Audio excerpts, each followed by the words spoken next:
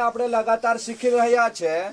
यहाँ पे चुनने की बात आती है। અહીં પસંદગીની વાત કરવામાં આવી છે. इस वचन में प्रभु यीशु जब मनुष्य के रूप में इस पृथ्वी में चल रहे थे, तब उन्होंने चेलों का चुनाव किया। અને જ્યારે પ્રભુ યેશુ મનુષ્યના રૂપ લઈને આ પૃથ્વી પર ચાલી રહ્યા હતા, તે સમયની અંદર એ ચેલાઓને પસંદ કરે છે. हम आपको बता रहे थे અમે તમને કહી રહ્યા હતા कि प्रभु यीशु मनुष्य के रूप में आकर चेलों को जब चुना है, અને જ્યારે પ્રભુ યેશુએ મનુષ્ય રૂપમાં પણ ચેલોને પસંદ કર્યા છે, તો इसके पहले भी परमेश्वर अपने लोगों को चुनता था। અને એ પહેલા પણ પરમેશ્વર પોતાની ખાતર લોકોને પસંદ કરતો હતો. पुराने नियम में भी प्रभु चुनाव करता था। જૂના કરારના સમયમાં પણ દેવ પસંદ કરતો હતો. हमने न्यायों की पुस्तक उसका 13 अध्याय का 1-2 वचन देखा था। અને આપણે જે છે ન્યાયાધીશોનું પુસ્તક તેમનો 13મો અધ્યાય અને પહેલું બીજું વચન આપણે જોયું હતું. तो उसमें हमने शमशून के विषय में सीखा था। અને એમાં જે છે સામસુનના સંબંધમાં આપણે શીખ્યું હતું. तो शमशून के विषय में जब सीखा था, સામસુનના સંબંધમાં જ્યારે આપણે શીખ્યું હતું, शमशून को परमेश्वर ने चुन लिया था। અને સામસુનને પરમેશ્વરે જ પસંદ કરી લીધો હતો.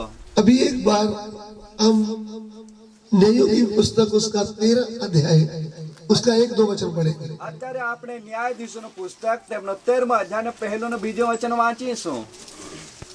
ઇઝરાયેલ પુત્રોએ ફરી યહોવાની દૃષ્ટિમાં જે ભૂંડું હતું તે કર્યું, અને 40 વર્ષ સુધી યહોવાએ તેઓને ફલિસ્તીઓના હાથમાં સોંપી દીધા. દાનના કુટુંબનો સોરાહનો રહેવાસી માનોઆહ નામે એક માણસ હતો.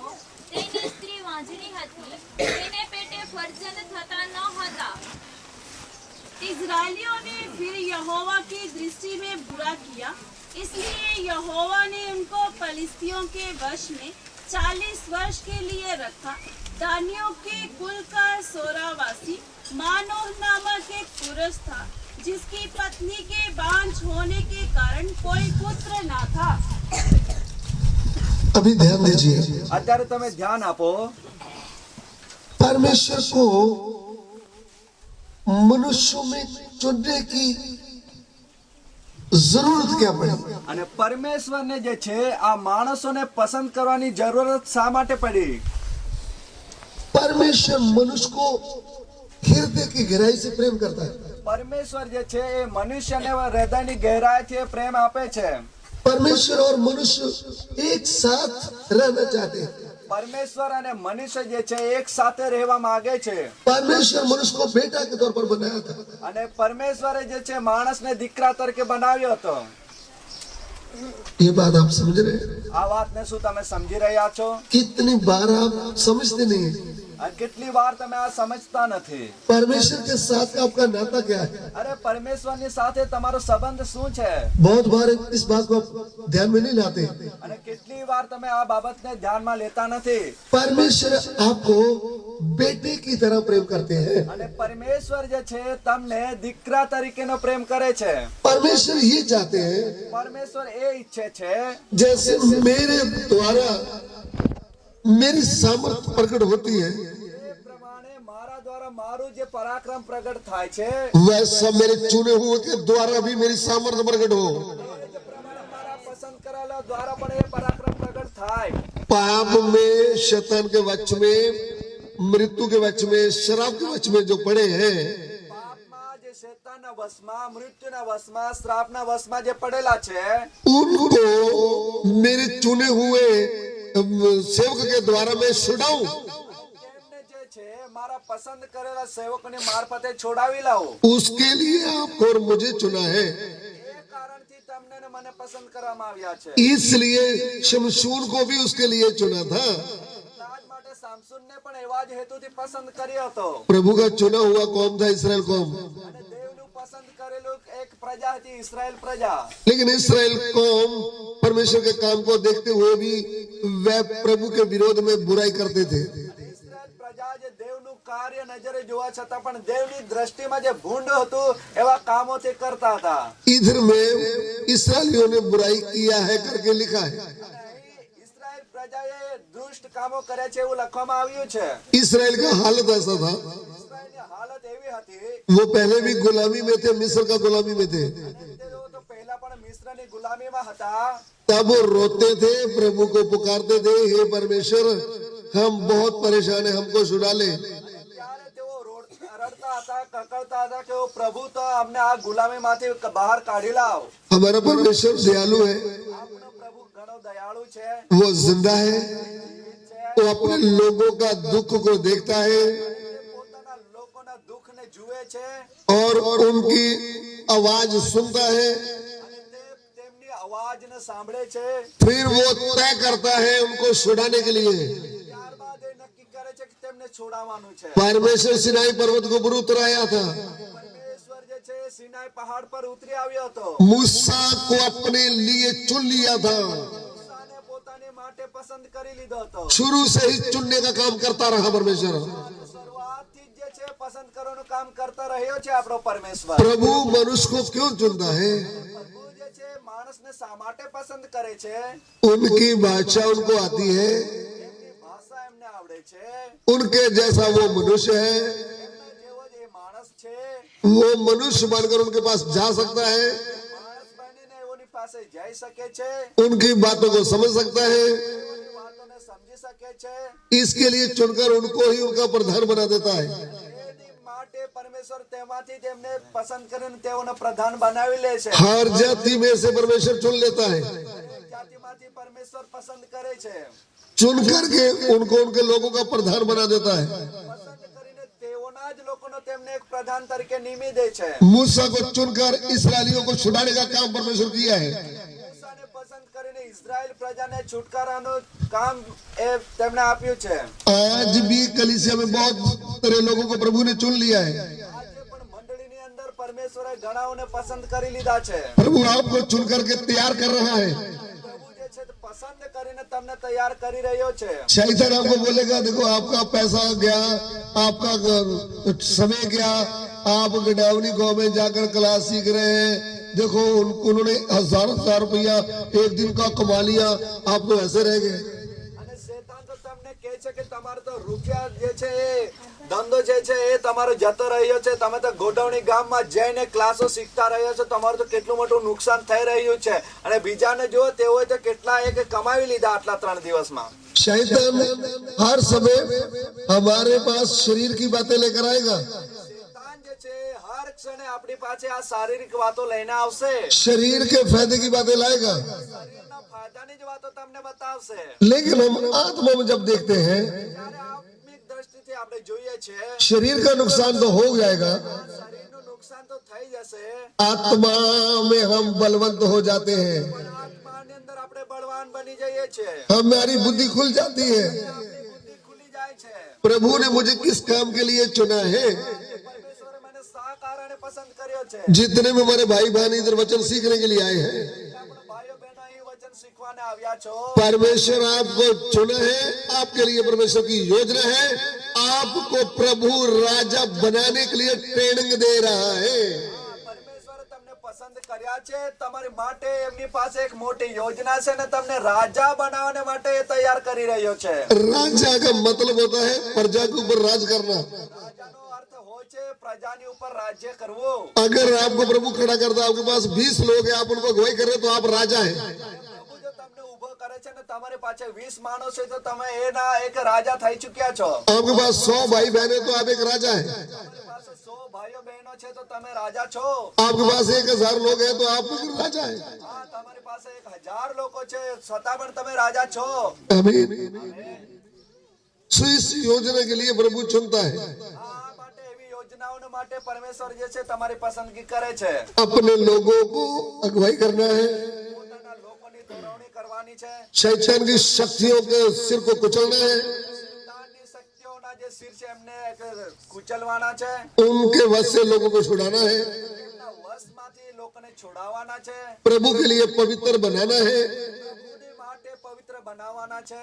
ये सब चुने हुए व्यक्ति का कार्य रहता है. આ બધું જે કામ છે એ પસંદ કરાયેલ વ્યક્તિનું હોય છે. हम बात कर रहे थे शमशून की. આપણે વાત કરી રહ્યા કર્યા હતા સામસોનને.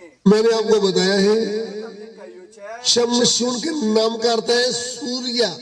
સામસોનના નામનો અર્થ છે સૂર્ય. जैसे सूर्य चमकता है, જેવી રીતના સૂર્ય ચમકે છે. यीशु मसीह का लहू की जय।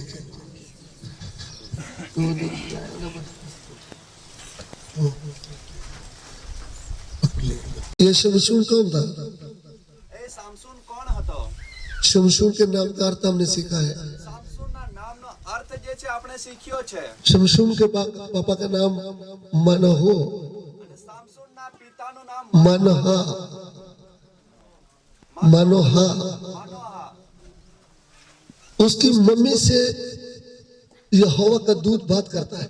અને તેમના મમ્મીની સાથે જે યહોવાનો દૂત જે છે એ વાત કરે છે.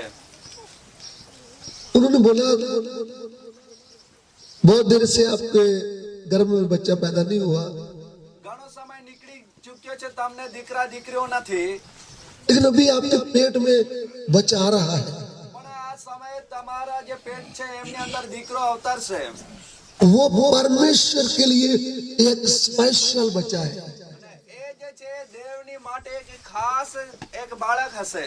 परमेश्वर के लिए चुनकर अलग किया हुआ है, उसका नाम नजीर है। અને જે પરમેશ્વરની માટે પસંદ કરીને અલગ કરાયેલું છે એનું નામ નાઝરી છે. आमीन। आप भी प्रभु के लिए नजीर है। અને તમે પણ પ્રભુની માટે નાઝીર છો. आज की कलीसिया प्रभु के लिए नजीर है। આજની મંડળી પ્રભુને માટે નાઝરી છે. पहला पत्रस 2 अध्याय उसका 9 वचन पढ़िए। પેલો પિત્તર તેમનો બીજો અધ્યાય ને 9મું વચન વાંચીએ. प्रार्थना करते बैठे प्रभु की सामर्थ्य प्रकट होने जा रही है। આ પ્રાર્થનાની સાથે બેસો કેમ કે દેવનો सब रकावटों को पवित्र आत्मा की सामर्थ्य द्वारा हम कुचले जा रहे हैं।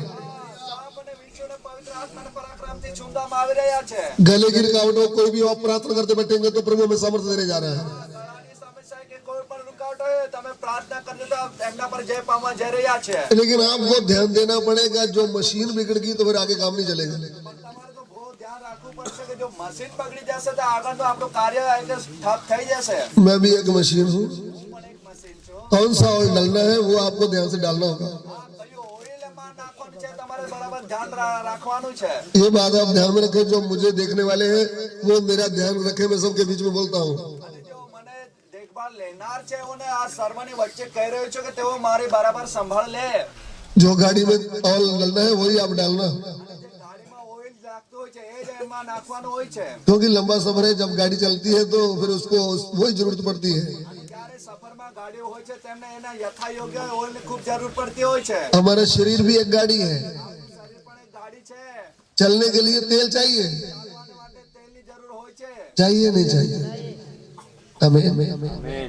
सो हम बात शमशून की कर रहे थे। અને આપણે જે સામસોનની વાત કરી રહ્યા હતા जैसे उनके लिए यहोवा का दूत बोलता है वो मेरा चुना हुआ है, એ પ્રમાણે એમની માટે યહોવાનો દૂત કહે છે કે અમારો પસંદ કરેલો છે. अब भी प्रभु का आत्मा बोलता है तुम मेरे चुने हुए हो। ત્યારે પણ પ્રભુનો આત્મા કહે છે કે તમે મારા પસંદ કરાયેલ છો. गुजरात में आने वाले सब जातियों को लोग जिनको प्रभु ने चुना है, प्रभु का आत्मा उनको बोलता है तुम मेरे चुने हुए हो। ગુજરાતમાં આવેલી તમામ જાતિઓ જેમાંથી તમને પસંદ કરાયેલા છે પ્રભુ તમને કહે છે કે તમે મારા પસંદ કરાયેલા છો. भाई हो बहन हो, ભાઈઓ બહેનો मैंने हजारों में लाखों में से तुमको चुन लिया है। મેં જે છે હજારો લાખોમાં એક પસંદ કરી લીધા છે. बहुत पढ़े लिखे लोग थे, અને આ પસંદ કરેલ આ ભણતર ધરાવતા વ્યક્તિઓ હતા. अमीर लोग थे, ધનાઢ્ય વ્યક્તિઓ પણ હતા.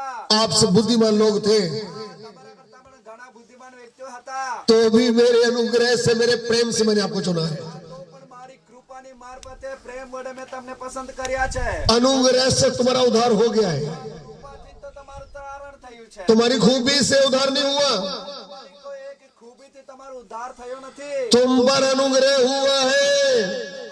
કૃપા દ્રષ્ટિ કરવામાં આવી છે. गुजरात राष्ट्र में रहने वाले प्रिय भाइयों बहनों, ગુજરાત રાજ્યમાં વસનારા પ્રિય ભાઈઓ બહેનો, प्रभु के दास दासियों, દાસ દાસીઓ, परमेश्वर का अनुग्रह आपके ऊपर हुआ है। કૃપા દ્રષ્ટિ તમારા પર થઈ. हिंदुस्तान के कोने कोने में सेवा करने वाले भाई बहनों, ભારતના ખૂણે ખૂણામાં સેવા આપનાર ભાઈઓ બહેનો, पंजाब के कोने कोने में सेवा करने वाले प्रिय भाइयों बहनों, ખૂણે ખૂણામાં सेवा अपनार भाइयों बहनों, परमेश्वर का अनुग्रह आपके ऊपर हुआ है, उन्होंने आपको अपने लिए चुन लिया है। કૃપા થકી એમના પર થઈ અને તેમણે તેમના માટે પસંદ તમને કર્યા છે। मैं कौन हूँ? मैं स्वर्ग ने चुना हुआ एक व्यक्ति हूँ। સ્વર્ગ દ્વારા પસંદ કરાયેલો હું એક વ્યક્તિ છું। मुझे स्वर्ग का पृथ्वी का अधिकार दे दिया है। મને તો સ્વર્ગ અને પૃથ્વીનો અધિકાર મળેલ છે। हर अंधकार की शक्ति घुटने देखने का समय आया है। અંધકારની શક્તિઓએ ઘૂંટણે પડવાનો સમય આવી ચૂક્યો છે। शैतान के वश में से लोगों को छुड़ाने का समय आया है। શૈતાનના કબજાથી લોકોને છોડાવવાનો સમય આવી ગયો છે। वर्तमान काल के शमशून भाइयों बहनों, સમયના આ સામસૂન ભાઈઓ બહેનો, आपको प्रभु बुलाया है। તમને બોલાવી રહ્યો છે। आप अपने स्थान में खड़े हो जाएं। તમે પોતાની જગ્યા ઉપર ઊભા થઈ જાઓ। जिस स्थान में प्रभु ने आपको रखा है, आप उसको ध्यान में लाएं। જે જગ્યાએ પ્રભુએ તમને મૂક્યા છે, એ જગ્યાને તે વિસ્તારને તમે ધ્યાનમાં લો। आपको दुनिया की वस्तुओं के लिए नहीं चुना। દુનિયાદારીને માટે તમને પસંદ કરવામાં નથી આવ્યા। पेट पालने के लिए, बच्चों को संभालने के लिए खाली मैं तो यही काम करता हूँ, इसके लिए आपको नहीं चुना। આ પેટ પાળવાને માટે ને બાળકોને સંભાળવા માટે આવા બે જ પ્રકારના કામોને માટે કઈ તમને પસંદ કર્યા નથી। संडे को खड़े हो गए, प्रभु ने हमको नौकरी दिया है, पहले पति को दिया था, अभी मुझे भी दे दिया है, हम दोनों अच्छी तरह पेट भर के खा रहे हैं, आप हमारे लिए दुआ करना, हम भी करेंगे। ये कौन सी गवाही है? અને રવિવારે આ ઊભા રહીને એવી સાક્ષી આપે છે કે પહેલો તો મારી જોડે નોકરી હતી ને, હવે સારી નોકરી મને પ્રાપ્ત થઈ છે, સારી કે પત્ની પણ મળી ગઈ છે, હવે પેટ ભરીને ખાય છે। આ બધી કયા પ્રકારની સાક્ષી કહેવાય? आपसे बढ़कर जो प्रभु को नहीं मानते वो भी पेट भर के खाते हैं। અરે જેઓ પ્રભુને માનતા નથી તેઓ પણ સારા સારા કે પેટ ભરીને વાનગીઓ તો ખાય છે। अरे आपको चुना किसके लिए? તમને પસંદ શા માટે કર્યા? ओ बहन जी, तुम्हारे पेट में जो बच्चा आने वाला है, તારા પેટમાં જે દીકરો આવનાર છે, 40 साल से गुलामी में जो इस्राएली लोग फिलिस्तीनियों की गुलामी में पड़े हैं, उनके वश से छुड़ाने का काम शमशून के द्वारा होगा। 40 વર્ષોથી જે એક ફલસ્તીનના વશમાં ફસાયેલી ઇઝરાયલ પ્રજા છે, એમને છોડાવવાનું કામ આ સામસૂન કરશે। हाँ, कितने सालों से अंधकार के वश में पड़े लोगों को छुड़ाने के लिए अभी आपके और मेरे द्वारा ये काम होने जा रहा है। આ સમયથી અંધકારમાં ફસાયેલા લોકોને છોડાવવાનું કામ મારા અને તમારા દ્વારા પ્રભુ કરવા માંગે છે। पति पत्नी बैठकर अपने रूम में पूछ रहे हैं, आपने हमें किसके लिए चुना है प्रभु? પતિ પત્નીએ રૂમમાં બેસીને પરમેશ્વરને પૂછવાનું છે કે પ્રભુ તે અમને શા માટે પસંદ કરી લીધા? गुजरात में से ऊंची जाति से हमको चुना है, किसके लिए? અને ગુજરાતની જે ઊંચી જાતિ છે તેમાંથી અમને નીવડી કાઢ્યા છે, શા માટે? अरे हम तो पापी थे, અમે તો પાપી હતા, किसी काम के नहीं थे, કામમાં આવી શકે એવા હતા। फिर भी सर्वज्ञानी परमेश्वर मुझे बहु बुला करके खून से मोल ले लिया है। તો પણ પરમેશ્વરે લોહીથી મને ખરીદી લીધા છે। गुजरात के लोगों का बोझ नहीं आएगा तो क्या पंजाब के लोगों को आएगा? જો ગુજરાતમાં રહેવા છતાં ગુજરાતને માટે જો બોજ ના રહે તો શું પંજાબી લોકોને એમનો બોજ હશે? गुजरात के लोग जो पाप में पड़े हुए हैं, ગુજરાતના લોકો જે પાપમાં ફસાયેલા છે, जिनको शैतान ने बांध करके नरक में लेके जा रहा है, તેઓને શૈતાન બાંધીને નર્કમાં લઈ જઈ રહ્યો છે। हजारों लड़कियां व्यभिचार में फंसी हुई है, હજારો હજારો દીકરીઓ એ વિચારમાં ફસાઈ ગઈ છે। हजारों लड़के व्यभिचार में पड़े हुए हैं, હજારો દીકરાઓ એ વિચારમાં ફસાયા છે। हजारों शादीशुदा गर्लफ्रेंड बॉयफ्रेंड के चक्कर में पड़े हैं। હજારો પરિણીત હોવા છતાં પણ એક ગર્લફ્રેન્ડ બોયફ્રેન્ડ ની અંદર ફસાયા છે। पत्थर लकड़ मिट्टी की पूजा कर रहे हैं, પથ્થર લાકડી માટીની પૂજાઓ કરે છે। जो परमेश्वर नहीं है उसको पूज रहे हैं। પરમેશ્વર છે જ ને એને પરમેશ્વર તરીકે ભજે છે। इनको छुड़ाने के लिए यहोवा चुनता है। પ્રજાને છોડાવવાને માટે દેવ પસંદ કરે છે। वो गुजरात में रहने वाली बहन लोगों, ગુજરાતમાં રહેનારી મારી બહેનો, वो बहन लोगों को जिसको शैतान ने बांध करके विचार करवा रहा है, उनको छुड़ाने के लिए बहन लोग नहीं खड़ा होगा तो फिर कौन होगा? આ વિચારમાં જે ફસાયેલી બહેનો જે છે એમને છોડાવવા માટે જો બહેનો ઊભી નહીં થાય તો બીજું કોણ આગળ આવશે? आपको पवित्र आत्मा किसके लिए दिया है? ગુજરાતમાં શા માટે આપવામાં આવ્યો? खाली ताली बजाने के लिए, ખાલી તાળીઓ વગાડવાને માટે, खाली अन्य भाषा बोलने के लिए, માત્ર અન્ય ભાષાઓ બોલવાને માટે, 3 टाइम खाना खा करके अच्छा कपड़ा डाल करके सोने के लिए, 3 ટાઈમ ખાવાનું ખાઈને સારા વસ્ત્રો પહેરીને ઊંઘાને માટે ना, ના, आपके आंसू बहाने के लिए, તમારા આંસુ વેવડાવવાને માટે, अपने लोगों के लिए, अपने गांव के लोगों के लिए, अपने शहर के लोगों के लिए, अपनी जाति के लोगों के लिए, प्रभु इनको छुड़ा ले गुलामी से। પોતાના વિસ્તારના લોકોને માટે, પોતાની જાતિના લોકોને માટે આંસુ પાડીને કહેવા માટે કે પ્રભુ આમને તું પણ છોડાવી લે. दबोरा बहन क्या करती थी? તમારા બેન શું કરતા હતા? आजकल की बहन लोग क्या बोलते हैं? આજકાલની બહેનો શું કહે છે? पास्टर तुम्हें क्या मालूम? પાસ્ટર તને શું કહ્યું? मेरे ऊपर कितनी जिम्मेवारी है, मेरे ऊपर कितनी जिम्मेवारी है। મારી પર તો કેટલી બધી જવાબદારી છે. बच्चे को देखना है, पति को देखना है, घर को देखना है, ऐसा करना वैसा करना, मोबाइल को देखना है, क्या आपको क्या पता है? હા, બાળકોને જોવાનું છે, પતિને સાચવવાનો છે, આ ઘરનું કામ પણ સંભાળવાનું છે, બીજું બધું કામ પણ મારે જોવાનું છે. આ તે મારી પાસે કેટલી બધી જવાબદારી હોય છે. आपको तो कुछ मालूम नहीं है, તમને તો કશી ખબર હોતી નથી. मुझे तो कुछ नहीं मालूम।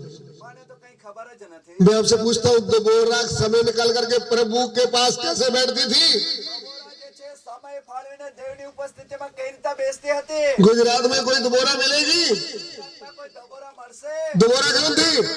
કોણ હતી? परमेश्वर की चुनी हुई बहन। પરમેશ્વર દ્વારા પસંદ કરાયેલ બહેન. बाइबल में पुराने नियम से पहला जज दबोरा थी। બાઇબલ અનુસાર જૂના કરારની પહેલી ન્યાયાધીશ દબોરા હતી. सुन रहे हैं आप? સાંભળી રહ્યા છો? कभी बाइबल पढ़ा है ध्यान से? ક્યારેક તમે બાઇબલ ધ્યાનથી વાંચ્યું છે? आपको दबोरा के बारे में मालूम नहीं होगा, आपको ऐश्वर्या राय के बारे में मालूम होगा। દબોરાના બારામાં જો તમને નહીં ખબર હોય પણ ઐશ્વર્યાના સંબંધમાં તમને બધું પૂરેપૂરો ખ્યાલ હશે. आपको रूथ के बारे में मालूम नहीं होगा, आपको श्री देवी के बारे में मालूम होगा। તો કદાચ તમે જાણતા ન હો પણ શ્રીદેવીને તો તમે બરાબર ઓળખતા હશો. उनका तस्वीर घर में लगा के बोलते थे मेरी जैसी होगी श्री देवी। આ તેમનો એક ફોટો ઘરમાં લગાવીને કહેતા હશો કે હું પણ શ્રીદેવી જેવી છું. बॉम्बे जाने की जरूरत ही नहीं, હા, એ બધાને કહેવાની જરૂર નથી. घर में ही घर का झाड़ू पोछा करते श्री देवी बन के बैठ गई है। આ ઘરનું એ કે ઝાડુ પોતું કરતા જ શ્રીદેવી બનીને બેસી ગઈ છે. मसीह लोगों, વિશ્વાસી લોકો, आपको दबोरा के बारे में, रूथ के बारे में, मरियम मगदलिनी के बारे में जानना होगा। તમારે જે છે દબોરાના સંબંધમાં, રૂથના સંબંધમાં, મરિયમ મગદલીના સંબંધમાં તમારે જાણવાનું અનિવાર્ય છે. ये कौन थे? કોણ હતી? ये कुर्बानी करने वाली बहनें थी, તેઓ તો બલિદાન આપનારી બહેનો હતી. ये यीशु को हृदय से प्यार करने वाली बहनें थी।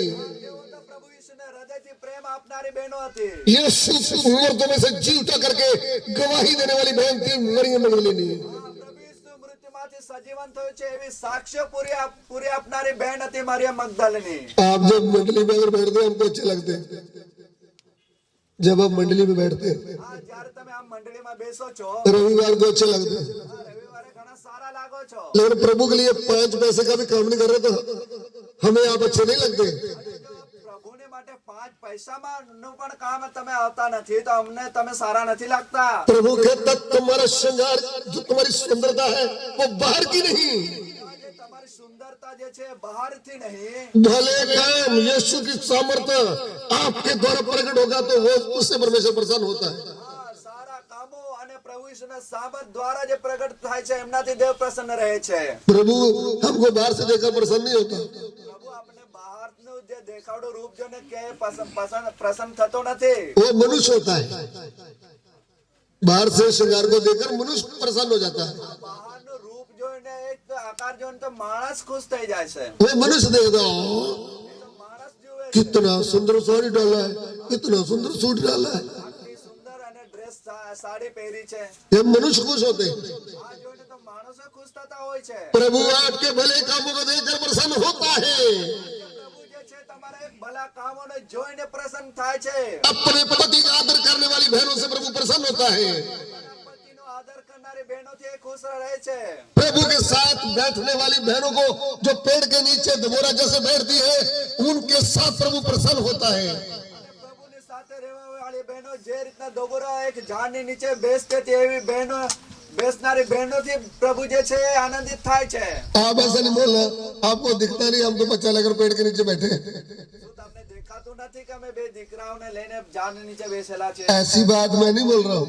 એવી વાતો હું નથી કરી રહ્યો. दबोरा प्रभु के कदमों में वचन सीखने के लिए, प्रार्थना करने के लिए, इसराइलियों के लिए रोने के लिए बैठती थी। દોબોરા વચન શીખવાને માટે પ્રાર્થના કરવાને માટે ઇઝરાયલી પ્રજાને માટે આંસુ વેવડાવવાની ખાતર આ પ્રકારે બેસતી હતી. उसके पति का नाम भी आया है, ऐसी नहीं थी, उसका पति भी था, એમનો પણ એક પતિ હતો, એમને એ હતી નહીં, घर का काम करती थी, કામ પણ કરતી હતી. तो भी समय निकाल करके प्रभु से प्रेम करती थी और प्रभु की आवाज सुनती थी. તેમ છતાં પણ એ સમય કાઢીને એ પ્રભુની ઉપસ્થિતિમાં બેસતી હતી ને દેવની સાથે વાતો કરતી હતી. प्रभु में आने वाली बहनें कैसी होनी चाहिए? એક રહેનારી બહેનો કેવી હોવી જોઈએ? प्रभु के कदमों में बैठने वाली होनी चाहिए.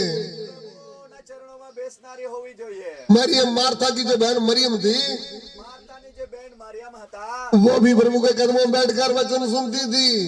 પ્રભુ ઈસુના પગોની પાસે આવીને વચન સાંભળતી હતી. बहुत सारी बहनों का विवरण आया हुआ है वचन में. બહુ એવી બહેનો છે તેઓના સંબંધમાં વચનમાં લખવામાં આવ્યું છે.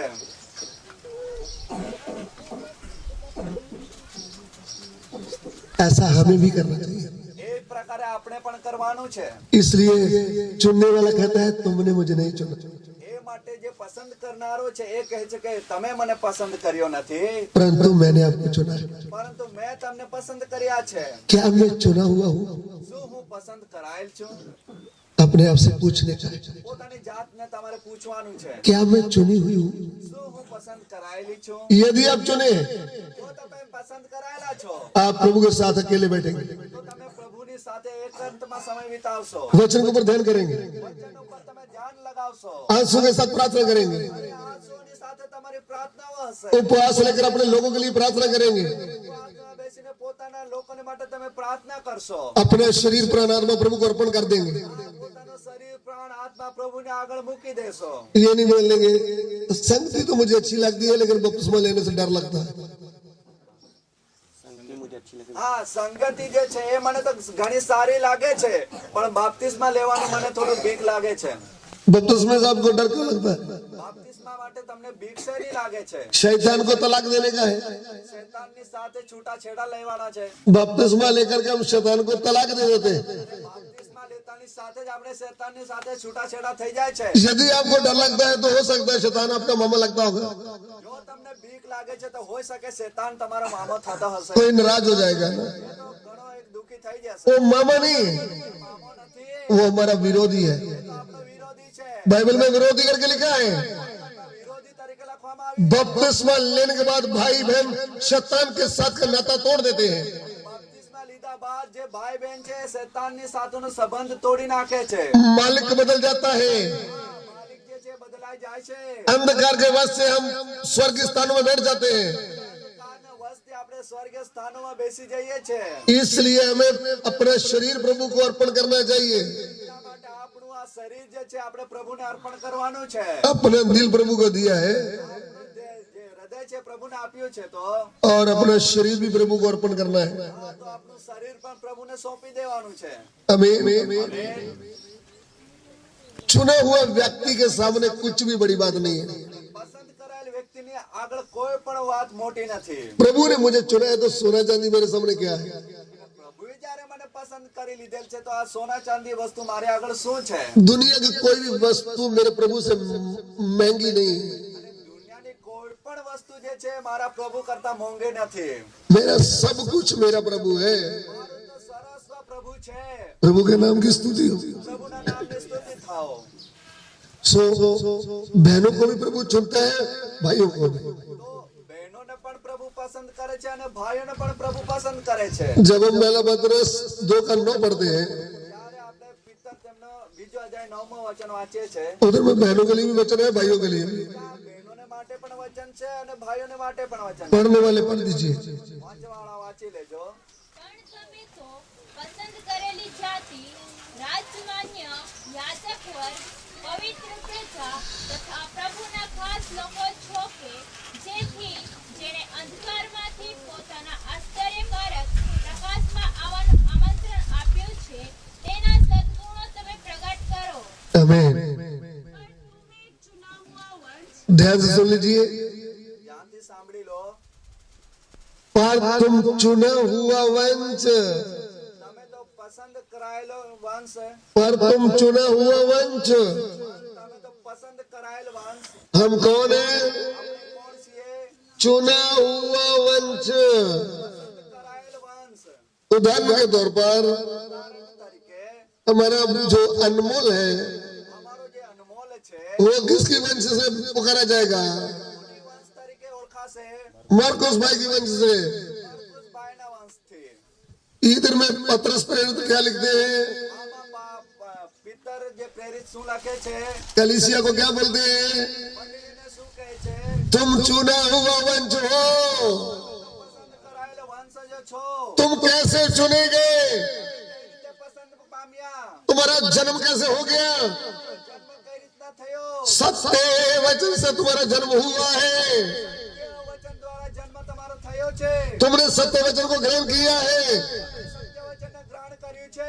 जिन्होंने सत्य वचन को ग्रहण किया है નાએ સત્ય વચનને સ્વીકાર્યું છે। उनको परमेश्वर का संतान होने का अधिकार मिला है। દૈવના સંતાન હોવાનો અધિકાર પ્રાપ્ત થયો છે।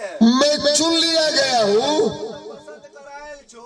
और मुझे परमेश्वर अपना बेटा बना लिया। પરમેશ્વરે તેમને મને દીકરો તરીકે બનાવી દીધો। अभी मैं कौन हूँ? ત્યારે હું કોણ છું? परमेश्वर का बेटा, चुना हुआ वंश। પરમેશ્વરનો દીકરો, પસંદ કરાયેલ વંશનો। हालेलुया। हमको इसके ऊपर कितना आनंद होना चाहिए। આ બાબતે પર આપણે કેટલું આનંદિત હોવું જોઈએ। मैंने परमेश्वर के घर में जन्म लिया है। મેં તો પરમેશ્વરના કુટુંબમાં જન્મ લીધો છે। वो मैं परमेश्वर का बेटा बन गया। દેવનો દીકરો બની ગયો। भाई हो बहन हो, परमेश्वर का बेटा बन गया है। ભાઈ હોય, બહેન હોય, પરમેશ્વરના દીકરા દીકરી થઈ ગયા। मैं परमेश्वर का घराना बन गया हूँ। દેવનો કુટુંબમાં આવી ગયો છું। अभी हम कौन है? આપણે કોણ છીએ? The family of God. દેવનું કુટુંબ, द फैमिली ऑफ गॉड। દેવનું કુટુંબ। हालेलुया। मैं कौन हूँ? કોણ છું? I am the son of God. હું તો દેવનો દીકરો છું। You are son of God. તમે પણ દેવના દીકરાઓ છો। आमीन। आप कौन है? आप कौन है? यदि आप चुने हुए हैं तो જો તમે પસંદ કરાયેલા છો તો सबको मैं चुना हुआ नहीं बोल सकता। બધાને પસંદ કરે એવું ના કહી શકું। जिन्होंने परमेश्वर के वचन से नया जन्म पाया है, જેઓએ પરમેશ્વરના વચન દ્વારા નવો જન્મ પામ્યો છે। जिनका 2 बार जन्म हुआ है, જેઓનો 2 વખત જન્મ થઈ ચૂક્યો છે। वो 1 बार मरेंगे। તેઓ એકવાર મરશે। जिन्होंने 1 बार जन्म लिया है, જેઓએ 1 વખત જન્મ લીધો છે, वो 2 बार मर जाएंगे। તેઓ 2 વખત મરણ પામશે। कुछ समझ में आ रहा है? સમજાય છે? 1 बार जन्म लेना क्या है? 1 વખત જન્મ લેવાનો શું છે? मम्मी पापा से जन्म लिया है। માતા પિતા દ્વારા જન્મ લીધો। ये लोग 2 बार मरेंगे। એ માણસો 2 વખત મરણ પામશે। 1 बार तो इस पृथ्वी में मर जाएंगे, 1 वखत तो આ પૃથ્વી પર મરણ પામશે। शरीर सड़ जाएगा, શરીર જે છે છડી જશે, प्राणात्मा निकलेगा, આત્મા છોડી જશે। फिर प्राणात्मा नर्क की आग में जल जाएगा। પ્રાણ આત્મા જે છે નર્કની આગમાં સળગતો રહેશે। वह है दूसरी मौत। એ છે બીજું મૃત્યુ। जिनका 1 बार जन्म हुआ माँ बाप से, Please charge. જન્મ થયો છે માતા પિતા દ્વારા। दूसरी बार परमेश्वर के घर में जन्म हुआ है, બીજી વખત દેવના ઘરમાં જેને જન્મ પામ્યા છે, वो 1 બાર शरीर में मरेंगे। તો 1 વખત શરીરની અંદર મરણ પામશે। युग ना युग तक जीवित रहेंगे। Please charge. ત્યાં સુધી તેઓ જીવતા રહેશે। हमारे लिए आशा क्या है? Low power. Please charge. मैं आपका काल तक जिंदा रहूंगा। Low power. Please charge. आमीन। आइए हम सिरों को झुकाएं। Low power. Please charge. પ્રાર્થના કરીએ।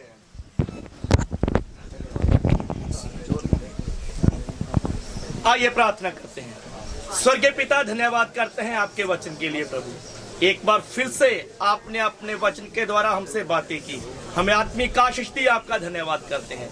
आगे के समय को भी आपके हाथ में सौंपते हैं, यीशु मसीह के नाम में मांगते हैं। અને એમનું પહેલું અને બીજું વચન આપણે વાંચીએ। અને યહોવાએ મૂસાને કહ્યું, ઇઝરાયેલ પુત્રોને એમ કહે, જ્યારે કોઈ પુરુષ અથવા સ્ત્રી યહોવાની સેવામાં વૈરાગી થવાનું ખાસ વ્રત એટલે નાઝરી વ્રત લે,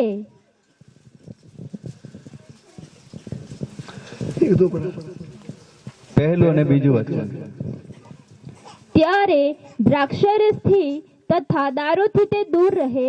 દ્રાક્ષરસનો સરકો અથવા દારૂનો સરકો તે પીએ નહીં, તેમજ દ્રાક્ષાનું શરબત તે પીએ નહીં, ને લીલી કે સૂકી દ્રાક્ષા ખાય નહીં. તેના વૈરાગ્ય વ્રતના સર્વ દિવસ સુધી દ્રાક્ષવેલાથી નીપજેલું તેના બીથી ને તે છોતરા સુધી તે કંઈ ન ખાય. हिंदी में भी पढ़ेंगे। फिर यहोवा ने मूसा से कहा, इज़राइलियों से कह कि जब कोई पुरुष या स्त्री नाज़ीर की मन्नत अर्थात अपने को यहोवा के लिए न्यारा करने की विशेष मन्नत माने, तब वे दाख मधु आदि मंदिरा से अलग रहे. वे ना दाख मधु और ना मंदिरा का सिरका पिए और ना दाख का कुछ रस भी पिए. वह दाख ना खाए, चाहे हरी हो चाहे सूखी.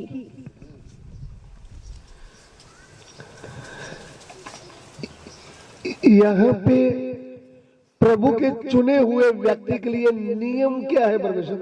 અહીં આગળ દેવના પસંદ કરાયેલ વ્યક્તિને માટે નિયમ શું છે?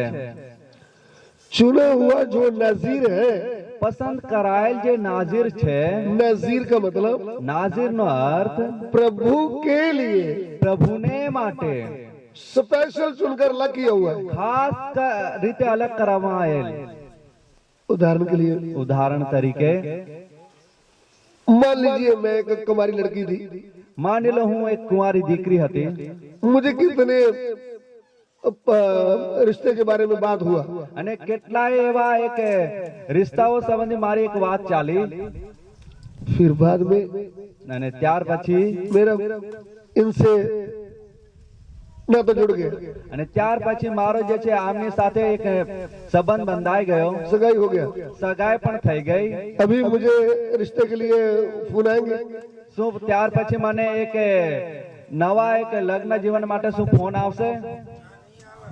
नहीं आएगा, નહીં આવે. क्योंकि अभी मैं इनकी हो गई हूँ. કેમ કે હું તો અત્યારે એમની થઈ ચૂકી છું. मेरे घर से मेरी जाति से मुझे इन्होंने चुन लिया है. મારા ઘરમાંથી મારી જાતિમાંથી તેમણે મને પસંદ કરી લીધા છે. ये उदाहरण है. આ એક ઉદાહરણ છે. अभी मुझे किसी की तस्वीर नहीं देखने की, હવે મારે કોઈનો બીજો ફોટો જોવાની જરૂર નહીં પડે, मैंने इनको पसंद कर लिया है, કેમ કે મેં એમને પસંદ કરી લીધા છે. क्योंकि इन्होंने मुझे पसंद किया है. કેમ કે તેમણે પણ મને પસંद કર્યા છે. अभी मैंने इसके लिए जीना है या सबके लिए? હવે મારે એમની માટે જીવવું છે કે પછી બીજા કોઈને માટે? बहन लोगों को समझ में आ रहा है? બહેનોને શું સમજાય છે? जिसकी पत्नी उसके घर में रहकर उसकी इच्छा पूरी करनी के आस पड़ोस की? આ જેમના તમે પત્ની છો એમની ઈચ્છાઓને પૂરી કરવી છે કે પછી આજુબાજુ પડોશીઓની? बहन लोग बोले બહેનો કહેશે लंबा समय आपका रिश्ता चलना है तो क्या करना पड़ेगा? લાંબો સમય સુધી જો તમારે સંબંધ ટકાઈ રાખવો છે તો શું કરવું પડશે? पति के साथ मिलकर, પતિની સાથે મળીને, क्योंकि उसने मुझे अपने लिए चुन लिया है. કેમ કે તેમણે જે છે એમના માટે મને પસંદ કરી છે. पति ने शरीर के तौर पर चुन लिया, પતિએ તો શરીરના તौर પર મને પસંદ કરી છે, प्रभु ने आत्मिक तौर पर मुझे अपने लिए चुन लिया. અને જે પ્રભુએ જે છે આત્મિક રીતે મને પસંદ કરી લીધો. दो पति है, બે પતિ છે, शारीरिक पति, શારીરિક પતિ, आत्मिक पति. આત્મિક પતિ. ऐसा है कि नहीं? એવું છે કે નહીં? पौलुस प्रेरित क्या कहते हैं? પાઉલ પ્રેરિત શું કહે છે? अरे मैंने एक पुरुष से आपकी बात लगा दी. મેં તો એક પુરુષ સાથે તમારી વાત ચલાવી છે. हे गलीसिया, ઓ મંડળી, मैंने एक पुरुष से आपका सगाई कर दिया है. મેં તો એક પુરુષની સાથે તમારી સગાઈ કરી દીધી છે. मैंने सत्य वचन का प्रचार करके उसकी तारीफ आपके सामने बताया था. હા, મેં તો સત્ય વચનના પ્રચાર કરતા એમની તારીફ તમારે આગળ મેં મૂકી હતી. जब नाता जुड़ता है तो लड़के की तारीफ की जाती है. અને જ્યારે સંબંધો બંધાય છે, રિશ્તાઓ એક નક્કી થાય છે, ત્યારે જે દીકરો હોય છે એમની એક તારીફ કરવામાં આવે છે. उदाहरण के तौर पर ઉદાહરણ તરીકે बोला जाता है लड़का बहुत लंबा चौड़ा है, કહેવામાં આવે છે કે છોકરો જે છે ઘણો ઊંચો છે.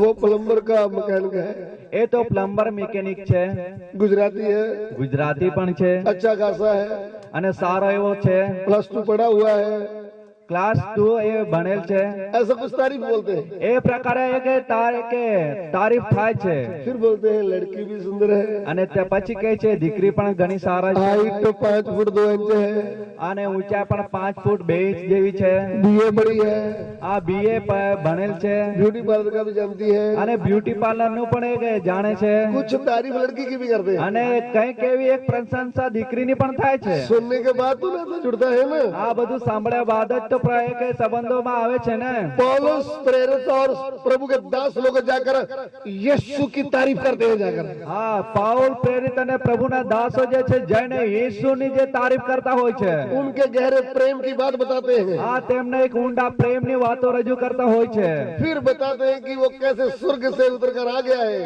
અને ત્યારબાદ એવો કહે છે કે કેવી રીતના તે સ્વર્ગ છોડીને આપણી માટે ઉતરી આવ્યા आपको और मुझे प्रेम करने के लिए प्रेमी किधर से आ गया है? હા તમને ને મને પ્રેમ કરવાને માટે એ પ્રેમી ક્યાંથી આવી ગયો છે स्वर्ग से आया है। સ્વર્ગથી આવ્યા છે गांव में रहने वाली लड़की को प्रेम करने के लिए जो कलीसिया है स्वर्ग से उतरा है। ગામમાં રહેનારી જે દીકરી છે એમને પ્રેમ કરવાને માટે સ્વર્ગથી એ ઉતરી આવ્યા છે जब प्रेम का वचन होता है, જ્યારે પ્રેમનું વચન મળે છે क्रूस के वचन का प्रेम होता है, ક્રૂસના વચનનો પ્રેમ હોય છે तब हम सगाई करने के लिए तैयार हो जाते हैं। અને ત્યારે આપણે સગાઈ કરવાને માટે રાજી થઈ જઈએ છીએ फिर हम निर्णय लेते हैं, ત્યારબાદ આપણે નિર્ણયો લઈએ છીએ आज से मैं प्रभु यीशु का हूँ, प्रभु यीशु की हूँ। ત્યારબાદ કહે છે કે આજથી હું પ્રભુ યીશુનો છું પ્રભુ યીશુની છું मुझे पाप में नहीं जीना। હવે મારે પછી પાપમાં જીવવાનું નથી मेरा शरीर, मेरा प्राण, मेरा आत्मा मैं प्रभु को सौंप देता हूँ, सौंप देती हूँ। હા મારું શરીર પ્રાણ આત્મા હું પ્રભુ યીશુને સોંપી દઉં છું સોંપી દઉં છું ध्यान से सुनना। ધ્યાનથી સાંભળજો जो लोग संगति में आ रहे हैं, જેઓ સંગતિમાં ભાગ લઈ રહ્યા છે बपतिस्मा वगैरह नहीं ले रहे, બાપ્તિસ્મા એવું કશું લીધું નથી वो बोलते हैं आपके लिए मैं सगाई तो पकी है, એવું કહે છે કે તમારી માટે તો સગાઈ તો પાકી છે लेकिन अभी शरीर मैंने आपको नहीं देना। પરંતુ આ જે શરીર છે એ મારે તમને નહીં સોંપવું 10 वर्ष के बाद शादी करेंगे।